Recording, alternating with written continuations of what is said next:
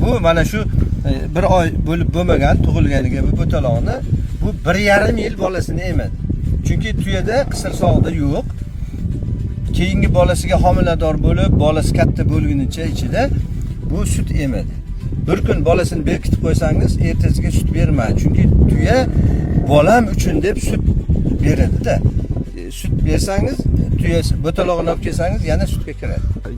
Shu tuyalaringiz orasida qaysi turlari mavjud? Bizning tuyalarimizni aksariyati bir o'rkashli tuya sanaladi. Arvona tuya deydi. Bularni sut yo'nalishda bo'ladi. Ikki o'rkashli tuyalar, ular karvonlarda yuradigan, yuk tashiydigan, nima deydi, boyavoy tuyalar hisoblanadi. Ular sergo'sht bo'ladi, gavdali bo'ladi. Bular sal jussasi unaqa katta emas, lekin moldan katta albatta. Sut yo'nalishda bo'ladi. Bular ser sutroq bo'ladi. Ikki o'rkashli tuyalar ser go'shtroq bo'ladi.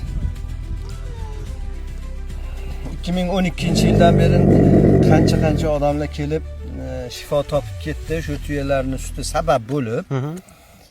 Va ular bir-biriga aytib, bir-biriga dalolat qilib, bir-birini olib kelgani uchun biz tuyachiligini shuncha rivojlantirdik. Agar tuyaning ustiga talab bo'lmasa, odamlar shifo topmasa, biz tuyalarni shuncha qilmasdik. Yana bir savol akajon.